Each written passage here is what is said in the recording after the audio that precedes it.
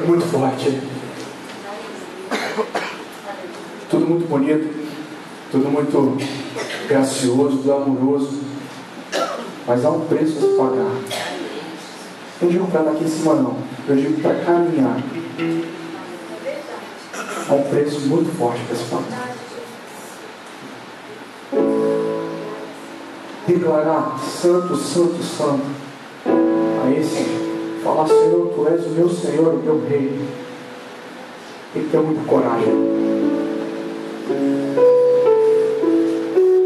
Eu vou bater sempre nessa terra. Deus, Ele não escolheu homens e mulheres que têm medo, que são fracos. Você pode até pensar que você não tem força para passar por determinada luta ou determinada situação que esteja acontecendo na tua vida, talvez nesse momento. Mas Deus te escolheu. E Ele quer ser adorado por você. Você não precisa estar num grupo de louvor, você não precisa estar no melhor grupo de música do mundo. Às vezes você está lá na sua casa, lavando a sua louça. Eu me atrevo a dizer que foram os melhores momentos de adoração que eu tive foi às vezes lavando uma louça. Estou lá no meu quarto, pastor, onde ninguém podia me olhar. Mas eu sei que o principal, a pessoa principal da minha vida, meu Deus, meu Senhor, Ele estava me olhando.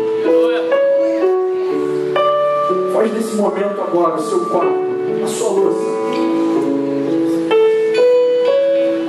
Não deixe esse momento passar por um WhatsApp, por um Facebook.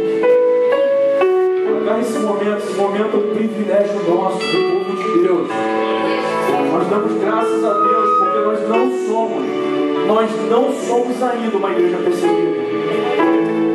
Graças a Deus porque nós temos a liberdade ainda de falar que eu creio no Senhor e no Rei, o único.